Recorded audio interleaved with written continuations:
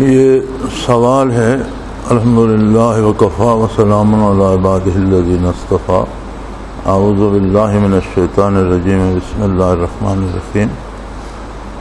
جو لوگ دارالعرفان میں تربیت حاصل کرنے کے لیے دور دراز سے سفر کر کے خصوصی باہر کے ملکوں سے آتے ہیں تو کیا دارالعرفان کے علاوہ دوسرے شہروں کے مجازین کو اجازت ہے کہ وہ اپنے شہروں میں ان کی تربیت کے سلسلے میں ان کے مراقبات کو آگے چلاتے رہیں، جن کے لیے وہ نہ تو دارالعرفان سے کوئی مشورہ کریں نہ ہی ان کے اپنے مجاز سے مشورہ کریں؟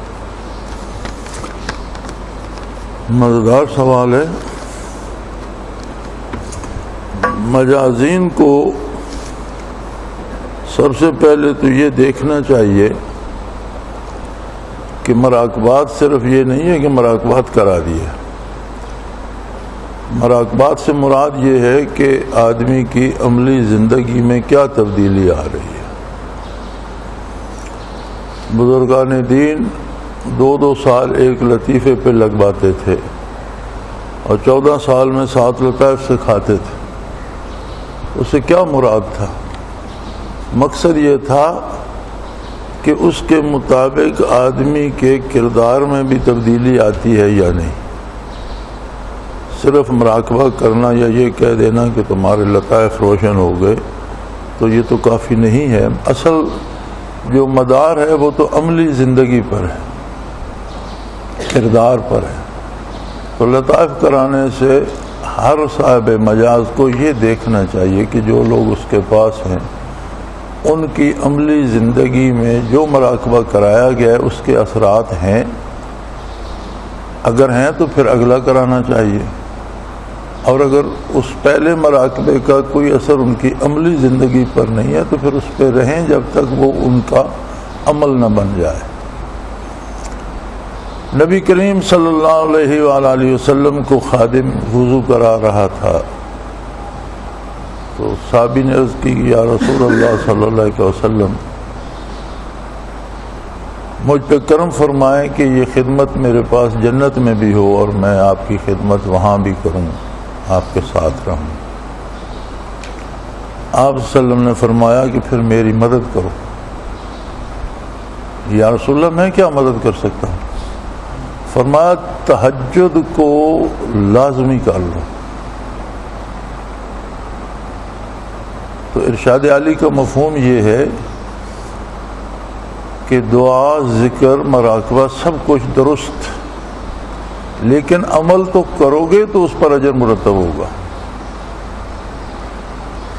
ایک آدمی صرف ذکر کرتا رہے اور عمل نہ کرے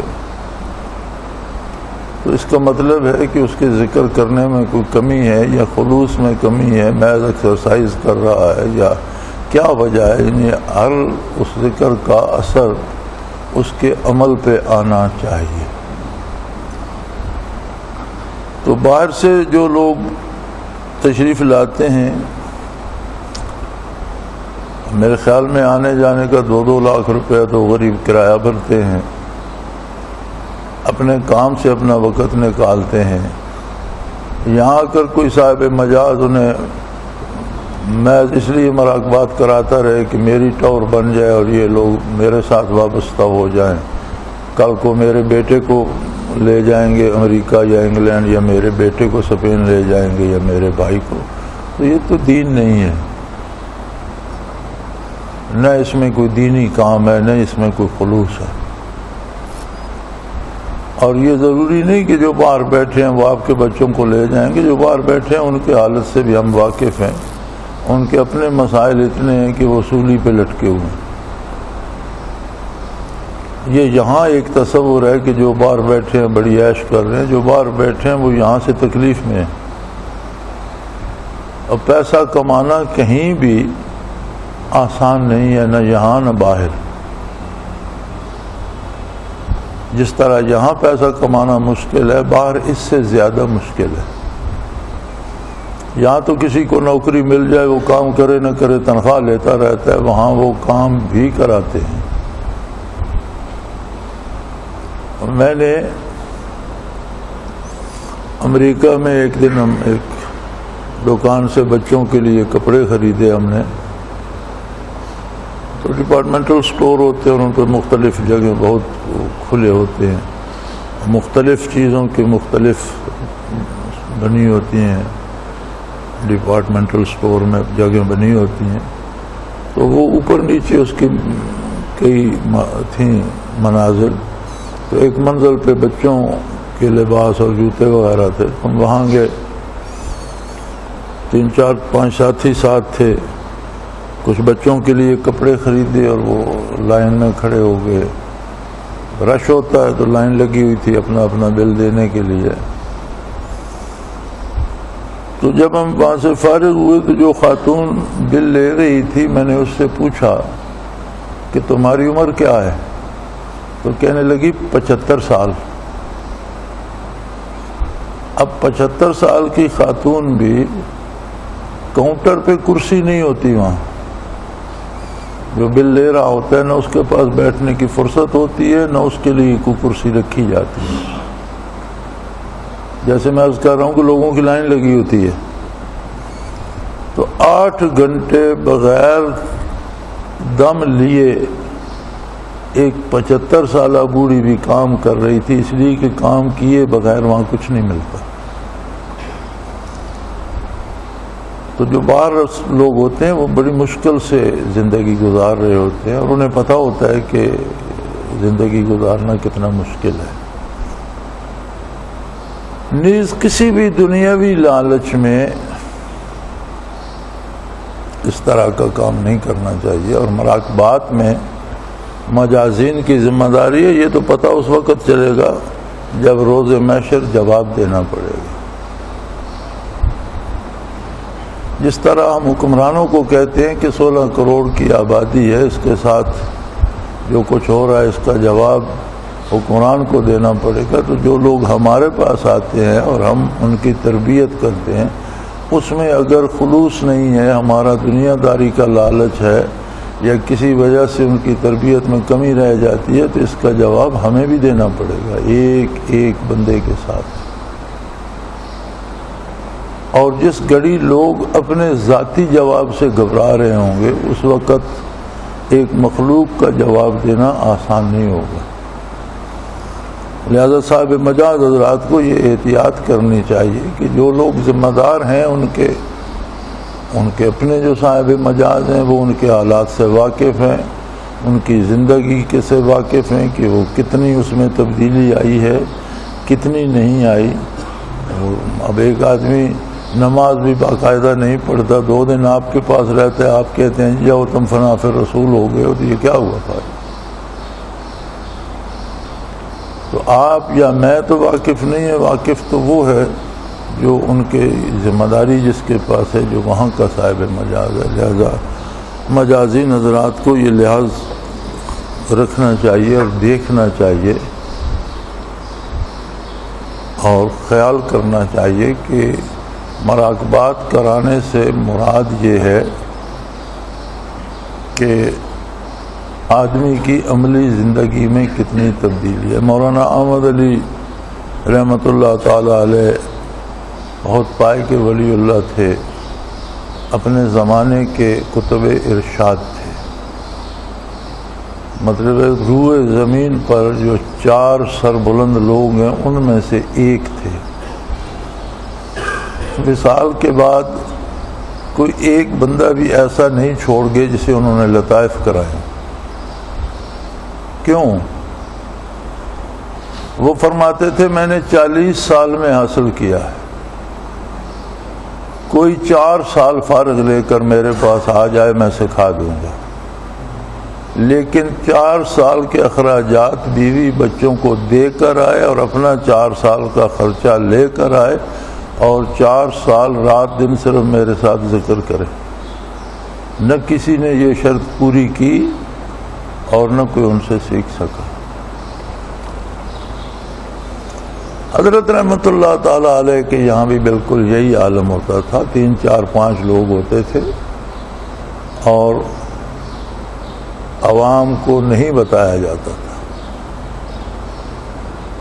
بلکہ مجھے بڑی اچھی طرح یاد ہے کہ ایک بہت اچھا آدمی، بہت نیک، بہت اچھی عادتوں کا بندہ، تو میں نے اسے پیش کیا کہ حضرت اسے حلقہ ذکر میں لے لیں، تو آپ نے انکار فرما دیا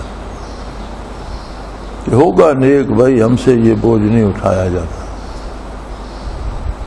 اور پھر غالباً 1.5 سال بعد اسے حلقے میں لیا۔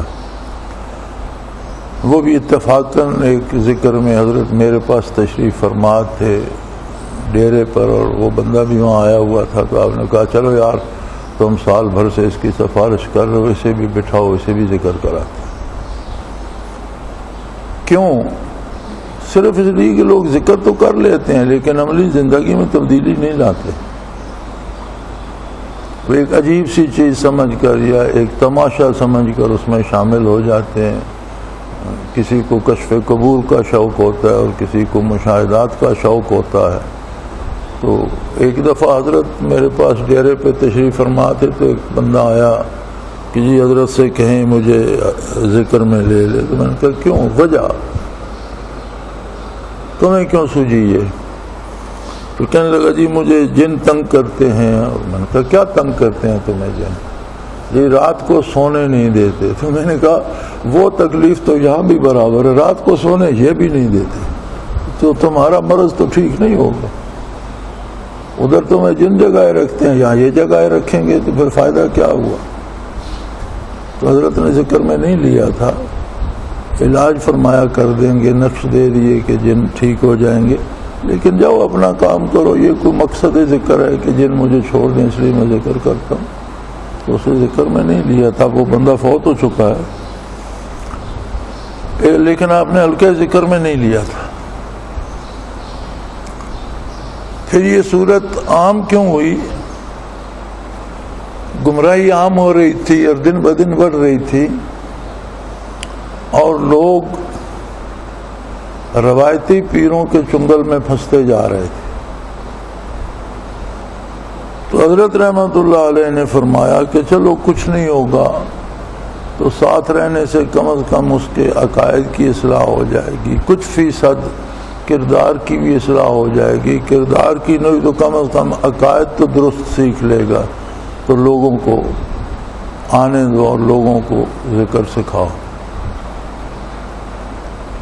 اور پھر غالباً یہ معاملہ بھی 70 کی دہائی کے آخر تک چلتا رہا کہ 78 79 80 کے قریب بیعت ظاہری حضرت نے لینا شروع کی، اور اس کا سبب بھی یہی بنا کہ لوگ جا کر روایتی پیروں سے جو خود بدعقیدہ ہوتے ہیں، کتے دوڑا رہے ہیں، ڈھول باجے بجا رہے ہیں، بے نماز ہیں، حلال حرام کی تمیز نہیں کرتے، لوگ خانہ پوری کے لیے جا کر بیعت ہو جاتے ہیں اور پھر تباہ ہو جاتے ہیں۔ تو لوگوں کو اس سے بچانے کے لیے انہیں بیعت کر لیا جائے کہ وہ ذہنی طور پر کسی ایک جگہ وابستہ ہو جائیں، تو کم از کم کوئی نیکی کی بات تو ان تک پہنچتی رہے۔ تو اس طرح سے یہ بیعت بھی عام ہو گئی، اور ذکر کی بھی پابندی چھوڑ دی گئی کہ جو آئے اسے ذکر سکھا دیا جائے، ورنہ یہ پابندیاں ہم نے دیکھی ہیں اور ہم پر یہ تھیں۔ اور آج بھی حقیقت یہ ہے کہ ذکر سے مراد انسان کے کردار کی تبدیلی ہے۔ ایک بندے کو آپ لطائف کراتے ہیں تو پہلے نمازی نہیں تھا، نمازی ہو گیا، تہجد پڑھنے شروع کر دی اس نے، رات کو اٹھتا ہے، اللہ اللہ کرتا ہے، تو اسے مراقبات ثلاثہ کرا دیں۔ اور اگر وہ 5 نمازوں پہ ہے، تہجد کے لیے نہیں اٹھتا تو لطائف پہ کافی ہے، پھر اسے رہنے دے، اس کی عمر بھر کے لیے کافی ہے۔ اسی طرح عملی زندگی میں حلال حرام کی تمیز کرتا ہے، جائز کماتا ہے، جائز طور پر خرچ کرتا ہے، تو جتنا جتنا عمل شریعت پر اس کا ہوتا جائے اتنا اسے آگے بڑھایا جائے، ورنہ اس کا جواب بھی قیامت کو دینا پڑے گا کہ تم لوگوں کے ساتھ دھوکہ کرتے رہے، فراڈ کرتے رہے کہ تم فنا فی الرسول ہو گئے، تم فنا فی اللہ ہو گئے۔ فنا فی الرسول پہ کے مفہوم پہ ہی غور فرما لیجئے۔ فنا فی الرسول کا مفہوم تو یہ ہے کہ ذات اقدس کے سامنے وہ نابود ہو گیا، یعنی وہ کبھی حضور کی منشا کے خلاف نہ سوچتا ہے، نہ بولتا ہے، نہ کوئی کام کرتا۔ ایک آدمی کی عملی زندگی میں تبدیلی نہیں آتی اور ہم اسے کہہ دیتے ہیں جو تم فنا فی الرسول ہو گے، تو اس کا جواب اللہ کے قریب سامنے کون دے گا؟ اور وہ تو مطمئن ہو جائے گا کہ یار یہ عملی زندگی میں تبدیلی نہ بھی آئے تو بھی ہو جاتا ہے، ٹھیک ہے۔ تو مجازین کو اس معاملے میں احتیاط کرنی چاہیے، اور یہ جو لوگ باہر سے آتے ہیں یہ بیچارے وقت بھی مشکل سے نکالتے ہیں اور پیسہ بھی بڑا خرچ کرتے ہیں، تو ان کے ساتھ اس طرح کا مذاق صحیح نہیں ہے۔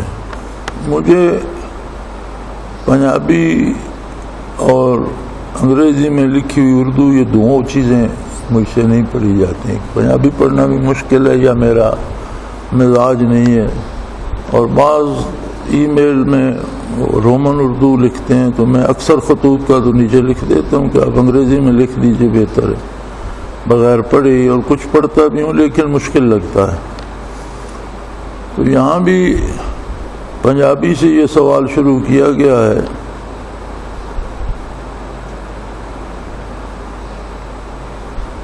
کہ وارث شاہ حقیقی دی لین لذت پہلو چک کے لون مجازیاں دا، اور اقبال نے کہا کبھی اے حقیقت منتظر نظر آ لباس مجاز میں۔ یار لوگ کس سے یوسف زلیخا علیہ السلام اور سلیمان علیہ السلام کے گھوڑوں میں مہر ہو کر نماز قضا کر دینے سے دلیل دے کر مجاز یعنی مخلوق سے عشق و آرزو وصال باری تعالیٰ کا نصاب مانتے ہیں۔ کچھ صوفیات تک یا اکابرین دیوبند بھی سفر حضرت تک کی عبادت کے دوران تصور شیخ کے قائل ہیں کہ نماز پڑھتے وقت یہ خیال رہے کہ شیخ کے سامنے رکوع و سجود ہو رہے ہیں، جب یہ راسخ ہو جائے تو اگلے مقام پر توجہ دی جاتی ہے۔ اور ایک صوفی کی حیثیت سے درجہ ذیل امور پر روشنی ڈال کر عالم شعر و ادب اور دنیا تصوف اور احسان مجاز اور حقیقت کا آپس میں کیا تعلق ہے؟ کیا تصور شیخ اور فنا فی شیخ بھی مجازی کی کوئی کیفیت ہے؟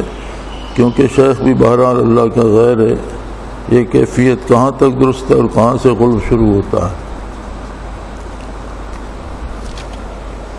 جہاں تک شعراء حضرات کا تعلق ہے، وہ وارث شاہ ہوں یا اقبال ہوں،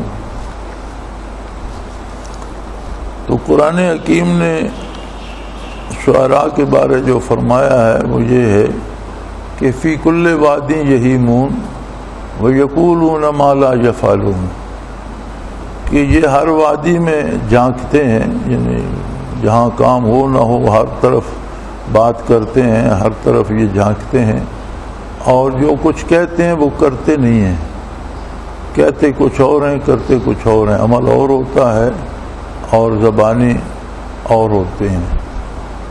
تو شاعر اگر سچی بات کہتا ہے، کھری بات کہتا ہے، شریعت کے مطابق کہتا ہے تو درست، اس سے باہر کہتا ہے تو اس کا شاعرانہ تخیل ہے، اس کی کوئی حیثیت نہیں۔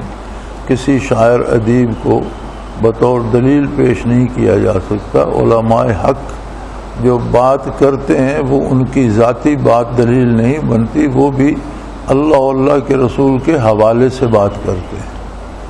علماء کی بات بھی اس لیے دلیل بنتی ہے کہ وہ قاصد ہوتے ہیں یا غلام ہوتے ہیں بارگاہ نبوت کے، اور آپ صلی اللہ تعالی وسلم کے ارشادات ہم تک پہنچاتے ہیں، اس لیے ہم ان کی عزت کرتے ہیں، وہ احترام کے مستحق ہیں۔ اپنی ذاتی بات کسی کی بھی کوئی حیثیت نہیں رکھتی، اور شاعر پر تو کوئی پابندی نہیں ہوتی، اس کے ذہن میں جو آیا اس نے کہہ دیا، تو یہ دلیل نہیں بن سکتے۔ جہاں تک یوسف علیہ السلام اور زلیخا کا قصہ ہے تو وہ قرآن میں موجود ہے کہ زلیخا نے دعوت گناہ دی، وہ اللہ کے نبی تھے، معصوم تھے اس سے بھی بری رہے، اور اس میں بہت سی غلط فہمیاں پیدا کر دی گئی ہیں۔ حضرت یوسف علیہ السلام کی عمر بہت کم تھی، زلیخا کی عمر زیادہ تھی، شادی شدہ خاتون تھی جب آپ نوعمر قید ہو کر گئے، اور آپ کے جیل سے آنے تک وہ بوڑھی ہو چکی تھی، ضعیف ہو چکی تھی، اور زلیخا کی شادی یوسف علیہ السلام سے نہیں ہوئی۔ اب میرے ذہن میں نہیں آ رہا یوسف علیہ السلام کی زوجہ محترمہ کا نام کچھ اور تھا جو اب میرے ذہن میں نہیں آ رہا، اسے فسانہ بنا دیا گیا ہے۔ قرآن حکیم میں موجود ہے،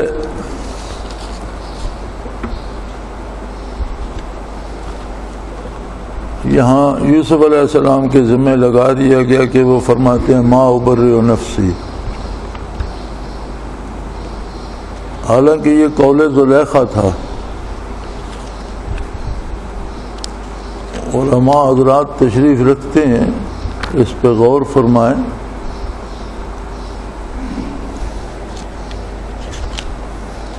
اور قرآن حکیم پہ تھوڑی سی توجہ کی جائے کہ جب وہ بندہ جو تعبیر پوچھنے گیا تھا، جو قیدی آپ کے ساتھ سے رہا ہو کر آیا، اور جس سے آپ نے کہا کہ بادشاہ کے سامنے میرا مقدمہ بھی اسے یاد دلانا، اسے بھول گیا۔ بادشاہ نے خواب دیکھا تو اسے یاد آیا کہ مجھے خواب آیا تھا تو میں نے یوسف علیہ السلام سے پوچھا تھا، تو اس نے جا کر آپ سے وہ خواب عرض کیا، آپ نے تعبیر بتا دی، اس نے آ کر بادشاہ کو بتائی تو بادشاہ نے کہا وقال الملک اوتونی بہ، اس بندے کو میرے پاس لے آؤ۔ فلما جاءہ الرسول، جب وہ لانے والا بندہ یا قاصد یوسف علیہ السلام کی خدمت میں پہنچا کہ بادشاہ نے آپ کو طلب فرمایا ہے، قال ارجع الی ربک، انہوں نے فرمایا اپنے بادشاہ کے پاس لوٹ جا، میں تیرے ساتھ نہیں آ رہا، پہلے جا کر اپنے بادشاہ سے پوچھ، فَاسْأَلُوا مَا بَالُ النِّسْوَةِ اللَّتِي قَطَّعْنَ أَيْدِيَهُنَّ، کہ مجھے جس بات پہ اتنا عرصہ تم نے قید رکھا ہے اس میں مجرم کون ہے، میرا گناہ کیا تھا، ان عورتوں کو بلا کر تفتیش کرو جنہوں نے اپنے ہاتھ کاٹ لیے تھے۔ ان ربی بکیدہن علیم، میرا رب تو ان کے مکر سے واقف ہے۔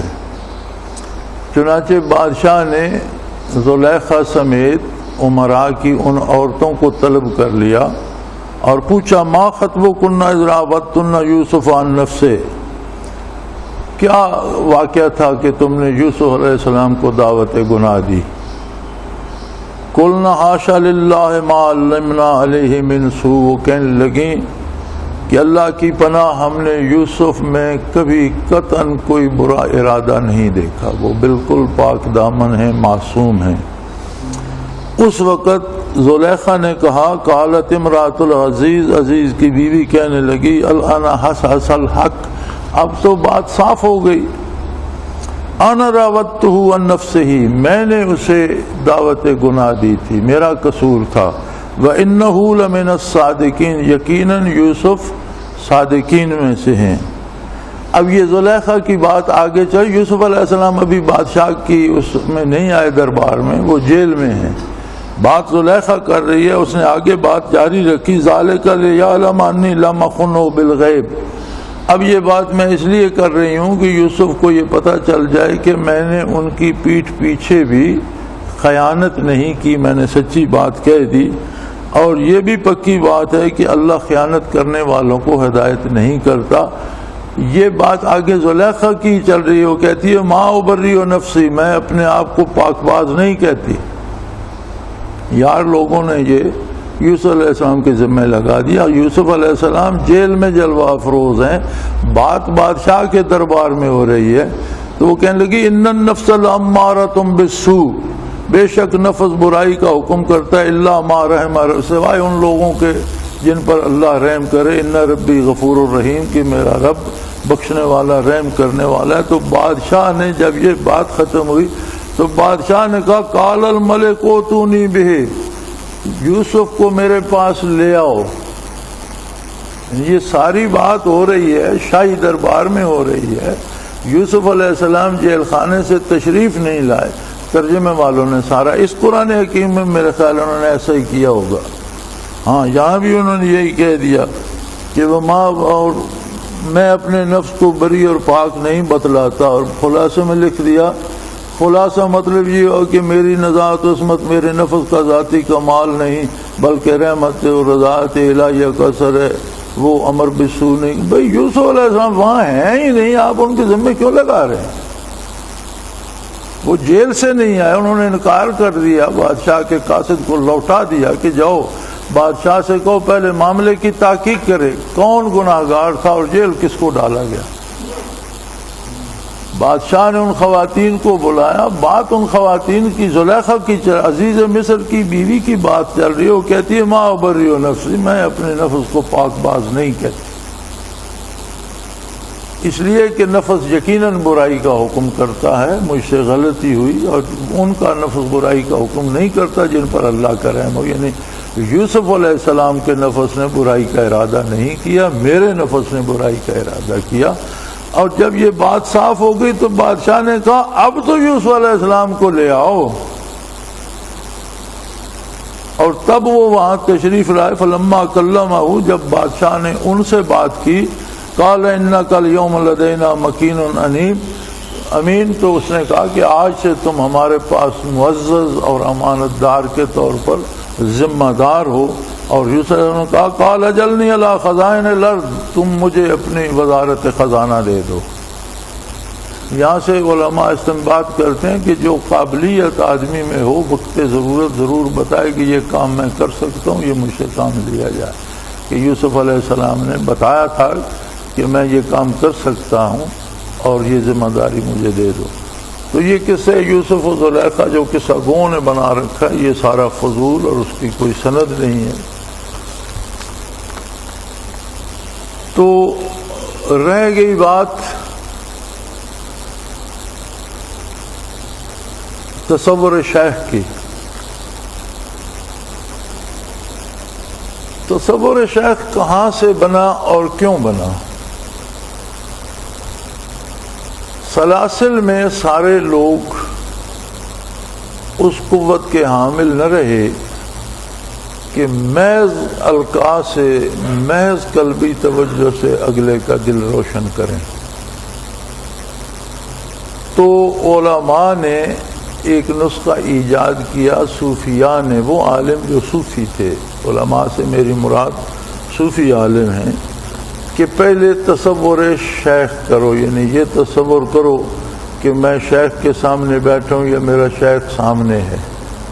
تو جب یہ راسخ ہو جائے گا تو پھر تم اسم اللہ پر تصور کرو اور دل پر انگلی سے اللہ لکھو، کسی نے کہا پیشانی پر لکھو، کسی نے کہا دیکھو کہ میرے سامنے لکھا ہوا ہے تصور میں۔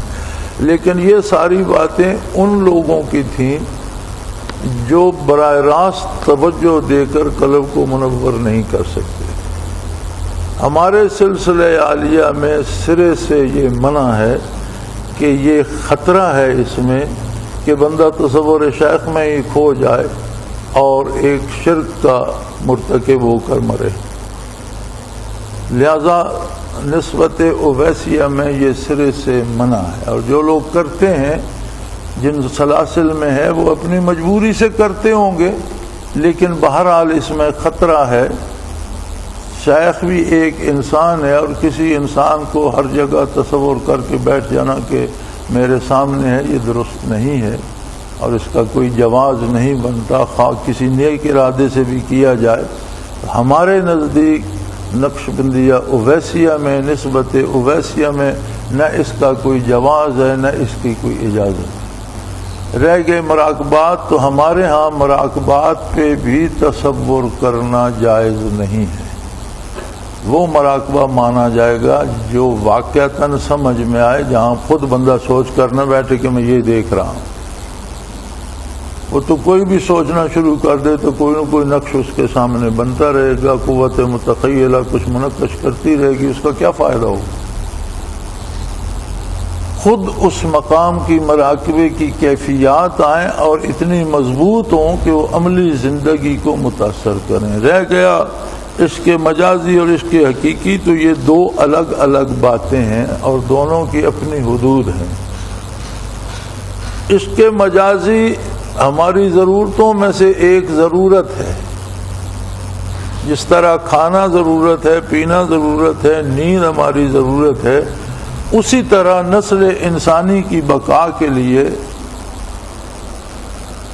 دو انسانوں کا زندگی مل کر گزارنا اور نسل انسانی کو باقی رکھنا ایک ضرورت ہے نوع انسانی کی، اور اس میں اللہ کریم نے مختلف رکھی ہیں درجات، جنہیں آج کی اس زبان میں آپ فریکوینسی کہہ لیں۔ مختلف فریکوینسیز ہیں۔ اگر ایک مرد کے دل سے جو کیفیت نکلتی ہے، وجود سے جو نکلتی ہے، اگر کسی خاتون کی فریکوینسی سے ملتی ہے تو ان کا میلان آپس میں بڑھ جاتا ہے۔ ہم اسے عشق مجازی کہتے رہتے ہیں، یہ کوئی عشق وشق نہیں ہے۔ اب بھوک روٹی سے کس کو عشق ہے؟ کیوں نہیں کہتے روٹی سے عشق ہے یا عشق مجازی ہے؟ پانی سے ہمیں عشق مجازی کوئی نہیں، نیند سے عشق مجازی کوئی نہیں، یہ ہماری ضرورتیں ہیں۔ اسی طرح بقائے نسل انسانی بھی ایک ہماری ضرورت ہے، اور مختلف وجودوں میں اللہ کریم نے مختلف فریکوینسیز رکھی ہیں جنس کی بھی۔ تو ہر وجود سے ایک لہر اٹھتی ہے، ہر دل سے، ہر دماغ سے ایک لہر اٹھتی ہے، وہ میل ہو یا فیمیل۔ تو جن کی فریکوینسیز آپس میں مل جائیں وہ ایک دوسرے کی طرف زیادہ رغبت کرتے ہیں۔ اس لیے اسلام نے اس لیے پردہ رکھا ہے کہ یہ فریکوینسیز جو نکلتی ہیں وجود سے، تو ان کا جو فضا میں پھیلنے کا یا دوسرے تک پہنچنے کا عمل ہے، عموماً اس کا سبب نگاہ بنتی ہے۔ تو اللہ نے مردوں کو بھی نگاہیں بچانے کا حکم دیا کہ خواتین پر نگاہ نہ پڑے، اور خواتین کو بھی نگاہ بچانے کا حکم دیا، اور بدن کو ڈھانپنے کے ساتھ فرمایا یدنین علیہن من جلابیبہن، کہ اپنی چادر کو کھینچ لیں تاکہ نگاہ آوارہ نہ پھرتی رہے، کہ خواہ مخواہ اگر ایک نامحرم مرد کی ایک نامحرم عورت کی فریکوینسی ملتی ہے، ان کی نگاہیں مل گئیں، تو ہو سکتا ہے وہ ایک دوسرے کی طرف مائل ہو کر گناہ کا ارتکاب کریں۔ تو نگاہوں کو یغضضن من ابصارہن، کی خواتین سے کہیے کہ اپنی نگاہیں بچا کر رکھیں، اور یہی حکم حضرات کے لیے بھی ہے کہ اپنی نگاہوں کی حفاظت کریں۔ تو یہ جسے ہم نے عشق مجازی سمجھا ہوا ہے، یہ ہماری ضرورت ہے، بقائے نسل انسانی کی ضرورت ہے، یہ کوئی عشق وشق نہیں ہے۔ اگر روٹی سے عشق نہیں ہے، پانی سے عشق نہیں ہے، نیند سے عشق نہیں ہے، لباس سے عشق نہیں ہے، تو یہ بھی عشق نہیں ہے۔ اور یا پھر ساری ضرورتیں عشق ہیں کہ ہم اس سے زیادہ، آدمی اس عشق کے بغیر تو گزارا کر لیتا ہے، کھانے کے بغیر تو جی نہیں سکتا، پھر وہ اعلیٰ درجے۔ جسے عشق کہا جاتا ہے وہ صرف ایک کیفیت ہے کہ کسی کو اپنے مالک کے ہونے کا احساس ہو جائے، اس کے احسانات کا ادراک ہو جائے اور اس کی محبت میں گرفتار ہو جائے۔ یہ عشق ہے کہ جو ہو بھی سکتا ہے، جو نہیں بھی ہو سکتا۔ ایک وہ عادت جو لازماً ہوتی ہے، یقیناً ہوتی ہے، وہ عشق نہیں ہوتی۔ جس طرح کھانا لازمی ہے، پینا لازمی ہے، سونا لازمی ہے، لباس لازمی ہے، اسی طرح بقائے نسل کی کیفیات بھی لازمی عادات میں سے ہیں۔ تو جو چیزیں لازمی عادات اور معمولات میں سے ہیں، وہ عشق کیسے ہو گئے؟ یہ تو یار لوگوں نے اس کا نام رکھ دیا، عشق مجازی ہو گیا اور عشق حقیقی۔ کوئی مجازی عشق وشق کوئی نہیں ہوتا۔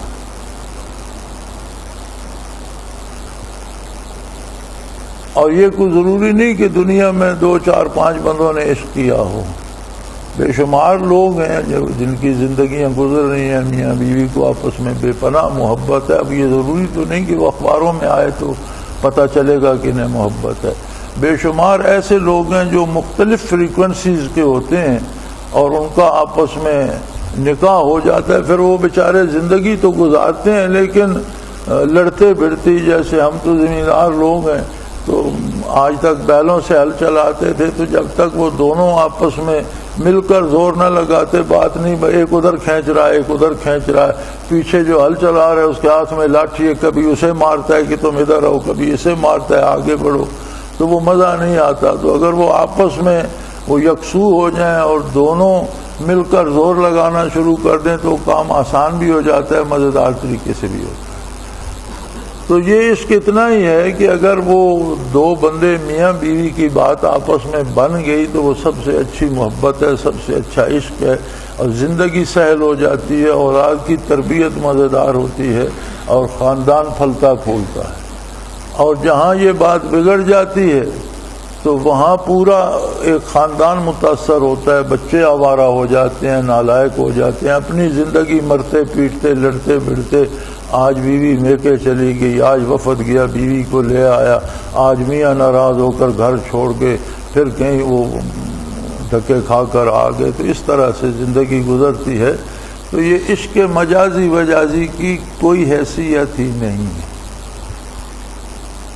ایک اصول ہے کہ جو چیزیں حیات انسانی کے ساتھ لازمی اور مجبوری بن گئی ہیں اسے آپ عشق کیسے کہہ سکتے؟ کھانا پینا، سونا، مکان بنانا، دھوپ میں سائے میں جانا، بارش میں سر چھپانا، سردی سے بدن کو بچانا، گرمی سے، یہ تو ساری ضرورتیں ہیں ہماری۔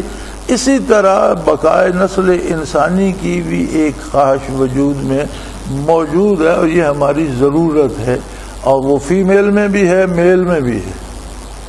اس کی بقا اسی صورت میں ہے کہ دونوں کا آپس میں رجحان ہو اور دونوں مل کر زندگی گزاریں تو آگے نسل بڑھے۔ تو اسے عشق وشق کہنا میں اس کے حق میں نہیں ہوں، شاید لوگ مجھے ہی ادیب اور دانشور غلط سمجھیں، لیکن میں اسے عشق نہیں مانتا، چونکہ یہ ایک ہماری بدنی مادی ضرورت ہے، اور تصور شیخ یا فناف شیخ یہ ہمارے سلسلے میں قطعاً منع ہے، اور یہ بڑا خطرناک کھیل ہے کہ آپ ایک شخص کو تصور شیخ پہ لگا تو سکتے ہیں، کیا آپ اس سے آگے بھی اسے لے جائیں گے؟ اس سے نکال بھی سکیں گے؟ نہ نکال سکے تو وہ شخص تو آپ کو بھی لے ڈوبے گا۔ اسی طرح بعض صوفیوں نے بھی کہا ہے کہ عشق مجازی کرو اور پھر اس کا ازالہ نہ کرو، امالہ کرو، یعنی اسے اللہ کی طرف پلٹ دو، لیکن یہ کھیل نہیں ہے۔ یہ کہنا آسان ہے کہ آپ کسی مرد کو کسی خاتون سے عشق کرا دیں اور پھر اس عشق سے آپ وہ خاتون چھڑوا کر وہاں اللہ اسے کرا دیں، یہ اتنا آسان کام نہیں ہے، وہ اسی میں مر جائے گا اور جواب دہ آپ ہوں گے۔ تو ہمارے ہاں قطعاً اس کا کوئی تصور نہیں ہے۔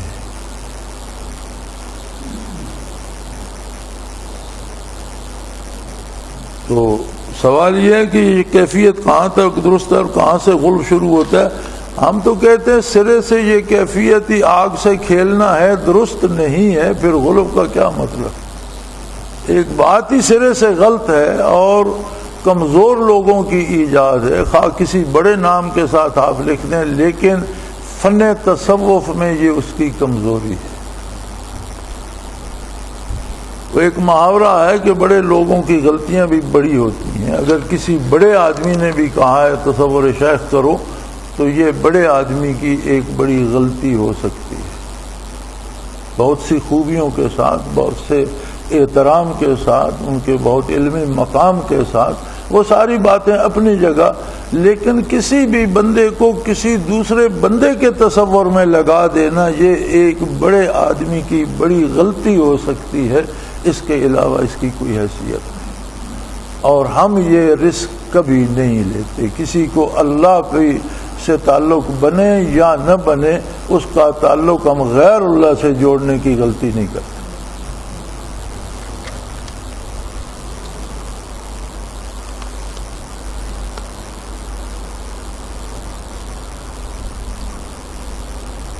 یہ ایک سوال ہے، علم نجوم، علم فلکیات، دست شناسی وغیرہ کی شرعی اہمیت کیا ہے؟ کیا یہ علوم برحق ہیں؟ اسلام ان کو کس نظر سے دیکھتا ہے؟ اس ضمن میں پیشین گوئی اور کیا سارائی کی شرعی حیثیت کیا ہے؟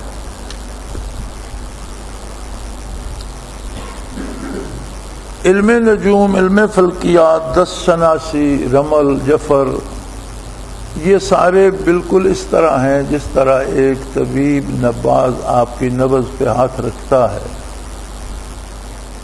اب اسے کوئی غیب کا علم تو نہیں، لیکن اس نبض سے وہ جان لیتا ہے کہ برخوردار تم نے شاید کھکھڑی کھائی ہے۔ بھئی نبض میں کہاں لکھا ہوا ہے کھکھڑی کھائی ہے؟ وہ نبض کی دھڑکن سے بدن میں جو خرابی ہے وہ محسوس کرتا ہے کہ اس کے معدے میں خرابی ہے۔ پھر یہ اس کی اپنی استعداد ہے کہ وہ دیکھتا ہے کہ آج کل موسم کھکھڑی کا ہے، یہ خرابی یقیناً کھکھڑی سے پیدا ہوگی۔ وہ اس کا انداز، وہ کہتا ہے آپ نے کھکھڑی کھائی ہے، بندہ سوچتا ہے یار نہیں، ہاں نہیں، پرسوں ایک پھانک کھائی تو تھی۔ یہ کوئی علم غیب نہیں ہے، نبض کی دھڑکن بتاتی ہے کہ بدن میں گرمی ہے، سردی ہے، بادی ہے یا اس میں سودا ہے۔ نبض 4 چیزیں بتاتی ہے، گرمی، سردی، بادی اور سودا۔ اور اسے اصطلاح طب میں 3 دھڑکنیں گنتے ہیں، وات، پت، کف۔ 3 انگلیاں رکھتے ہیں اور 3 دھڑکیں گنتے ہیں جن کا طب میں نام ہے وات، پت، کف۔ وات سے مراد بادی یا ہوا کا اثر، پت سے مراد گرمی اور کف سے مراد سودا ہے۔ تو یہ تینوں انگلیاں ہم تو رکھتے ہیں تو ہمیں پتہ چلتا ہے تینوں انگلیوں کے نیچے نبض ایک سی چل رہی ہے، لیکن تینوں کے نیچے ایک سی نہیں ہوتی۔ کسی ایک کے نیچے وہ زیادہ محسوس ہوتی ہے، دوسروں کے نیچے ہلکی محسوس ہوتی ہے۔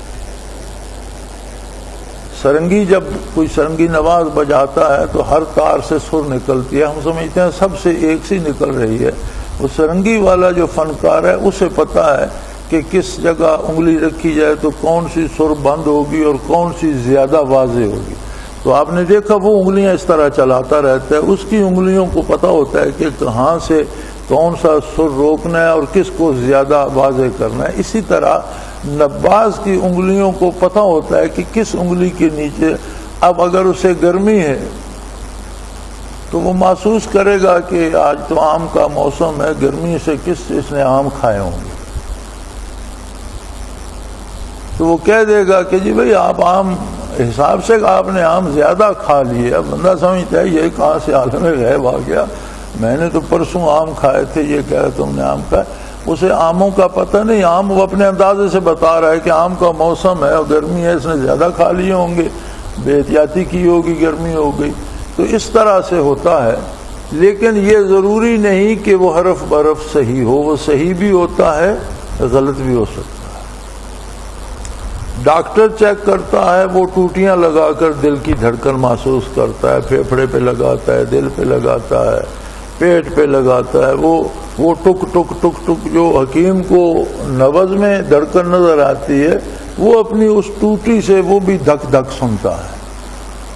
اس کا اپنا فن ہے، وہ ایک اندازہ لگاتا ہے کہ تمہارے پھیپھڑوں میں پانی ہے، تمہارا دل جو ہے وہ کمزور ہے، تمہارا یہ ہو گیا، تمہارا وہ ہو گیا۔ وہ صحیح بھی ہو سکتا ہے، وہ غلط بھی ہو سکتا ہے۔ وہ کوئی وہی الہی نہیں ہے کہ جو اس نے کہہ دیا وہی صحیح ہے۔ اب مشینیں آ گئیں اس کی جگہ، تو بلڈ ٹیسٹ کراؤ جی مشین میں، ایکس رے کرا لو، یہ اس میں بھی غلطی لگ سکتی ہے۔ اسی لیے کہتے ہیں جی یہ اس لیبارٹری سے کرا، اس سے نہیں کراؤ یار، فلان لیبارٹری سے پھر کرا کے لاؤ، یہ اس کا جو ہے قابل اعتبار نہیں ہے مشین، یہ ان کی مشین اچھی نہیں ہے۔ اس کا مطلب ہے کہ مشینوں کو بھی غلطی لگ سکتی ہے۔ بلکہ آج کل جو بڑا شورا ہے کہ جی وہ پیٹ میں بچہ ہوتا ہے تو وہ مشینیں بتا دیتی ہیں، تو ہمارے یہاں ڈاکٹر رشید صاحب پچھلے دنوں بھی آئے ہوئے تھے، تو کہنے لگے جی ڈاکٹر نے بتایا ہے کہ تمہارے بیٹی ہوگی، اللہ نے انہیں بیٹا دیا۔ تو وہاں مشین کہاں گئی؟ زندہ موجود ہے یہاں۔ تو یہ قطعی علم نہیں ہوتا، اندازہ ہوتا ہے۔ جس طرح یہ اندازے ہیں اسی طرح علم نجوم، فلکیات یا دس شناسی بھی ایک انداز ہے. اور بڑے مزے کی بات یہ ہے ان سب میں مجھے شدھ بدھ ہے. جن ستاروں سے علم نجوم والے اندازہ لگاتے ہیں وہ ستارے ان کے باپ کے قیدی نے. اس نے دیکھا ستارہ یہاں ہے، دوسرے لمحے وہ یہاں بھی ہو سکتا ہے. یہ یہاں کی بات کرتا رہے گا، ستارہ وہاں کھڑا ہوگا. دس شناسی میں ایک آدمی آپ کے ہاتھ کی لکیر دیکھتے، اگلے لمحے وہ لکیر مٹ بھی سکتی ہے، اس کی جگہ نئی بن بھی سکتی ہے. آپ تجربہ کرنا چاہیں تو روزانہ کا اپنا ہاتھ کا پرنٹ لگا کر ایک ہفتہ دیکھیں تو دیکھیں گے کہ مختلف لکیریں مٹ گئی ہیں، مختلف نئی بن گئی ہیں. تو یہ قلم اس کے اپنے دستے قدرت میں ہے کہ کہاں کیا لکھتا ہے. یہ سارے علوم ہیں، فنون ہیں، اللہ نے انسانوں کو عقل دی ہے. پھر ان کو غلط معنی پہنانے کے لیے شیطان نے بہت زیادہ استعمال کیا اور لوگوں کو ان سے گمراہ کیا ہے. لیکن یہ سارے اندازے ہیں، اور اگر انہیں اندازے کی حد تک دیکھا جائے تو کوئی حرج بھی نہیں ہے، لیکن انہیں یقینی سمجھنا کفر اور شرک بن جاتا ہے. نجومی کی بات کو، فلکیات یا دس شناسی کو یقینی علم سمجھنا کہ قطعی ایسا ہی ہے، یہ شرک بن جاتا ہے اور یہ کفر ہے، اور اس سے قطعاً بچنا چاہیے. ہلاکو خان کے پاس ایک نجومی آیا، بہت با کمال شخص تھا. اس نے بعض چیزیں اسے بتائیں تو وہ تو لڑائی بھڑائی کا آدمی تھا، مشہور جنگجو تھا. اس نے کہا مجھے ایک بات بتاؤ، یہ تم جو حساب لگا کر سمجھتے ہو کہ یہ ہوگا وہ ہوگا، تو اس کا تدارک بھی کر سکتے ہو. اگر میں ایک جنگ میں اترنے والا ہوں، تم حساب لگاتے ہو کہ اس میں مجھے شکست ہوگی، نہیں جانا چاہیے، تو نہ جانا تو کوئی بات نہیں، نہ گئے تو بھی شکست ہی ہے، تو اس کو تم فتح میں بدل سکتے ہو. اس نے کہا میں اس کا جواب بادشاہ سلامت کو کل دوں گا، لیکن میری ایک شرط پوری کی جائے کہ کل صبح جب دربار لگے اور اہل دربار اپنی سیٹوں پہ بیٹھ جائیں، تو اسی طرح اوپر گیلری تھی بلندی پر، تو گیلری میں سے آپ کا کوئی غلام تانبے کا ایک بڑا تھال عین دربار کے درمیان میں پھینک دے. اس کے بعد میں بتاؤں گا. لیکن اس بات کا پتہ یا بادشاہ سلامت کو ہو یا مجھے ہے، یا اس ایک غلام کو ہو جس نے پھینکنا ہے، اور کسی کو اس بات کی خبر نہ ہو. بادشاہ نے اہتمام کر دیا. دوسرے دن جب دربار میں بیٹھا تو جیسے وہ اپنی جگہ پر ہر کوئی بیٹھ چکا، تو اوپر سے اس نے تھال گرا دیا. وہ درمیان میں آ کے لگا، بڑے زور کا چھناکا ہوا اور ہر کوئی اب بدحواس ہو گیا. کسی نے کرسی سے اٹھ کر تلوار کھینچ لی، کوئی دروازے کی طرف بھاگا. تو کیا ہو گیا ہے؟ ایک بادشاہ آرام سے بیٹھا تھا اور ایک وہ نجومی آرام سے بیٹھا تھا. اس نے کہا حضور میرے علم کا یہ فائدہ ہے کہ نہ آپ بدحواس ہوئے نہ میں، ہمیں پتہ تھا کہ تھال گرنا ہے، باقی لوگ بدحواس ہو گئے، اس سے زیادہ میں کچھ نہیں کر سکتا. اگر میں آپ کو کسی چیز کا اندازہ لگا کر بتاتا ہوں تو یہ ہے کہ وہ حادثہ ہوگا تو آپ بدحواس نہیں ہوں گے، آپ کو اندازہ ہوگا کہ ایسا بھی ہو سکتا ہے، اس کے علاوہ میں کچھ نہیں کر. تو اس نے کہا میں ویسے بھی بدحواس نہیں ہوا کرتا، تم جاؤ، تمہاری ضرورت نہیں ہے، حادثوں سے زندگی عبارت ہے اور میرے ساتھ روز ہوتے ہیں، میں بدحواس نہیں ہوتا، مجھے تمہاری ضرورت نہیں ہے، تم جاؤ. تو ان علوم کی شرعی حیثیت یہ ہے کہ محض ایک فن کے طور پر ہیں تو کوئی حرج نہیں. ایک اندازہ ہے، وہ صحیح بھی ہو سکتا ہے، غلط بھی ہو سکتا ہے، لیکن اگر انہیں قطعی سمجھا جائے تو یہ شرک ہے اور ایمان کے خلاف ہے. وآخر دعوانا ان الحمدللہ رب العالمین. اللہ اللہ اللہ اللہ اللہ اللہ اللہ اللہ. حضرت امیر محمد اکرم آبان مد ذلہ العالی دارالعرفان منارہ ضلع چکوال میں سالہ سال سے قرآن و حدیث کے اوپر خطابات کر رہے ہیں اور سلسلہ نقشبندیہ اویسیہ کے مطابق لوگوں کو ذکر الہی کی تربیت دے رہے ہیں۔ وہ قرآن پاک کی تفسیر ترتیب وار بیان کر رہے ہیں۔ تفسیر قرآن کو وہ موجودہ ملکی اور بین الاقوامی حالات کے مطابق بیان کرتے ہیں۔ موٹر وے سے کلر کہار کے انٹرچینج سے نکلتے ہوئے، کلر کہار کی جھیل سے ہوتے ہوئے، میانی، بوچھال اور نور پور سے گزرتے ہوئے دارالعرفان منارہ پہنچ سکتے ہیں۔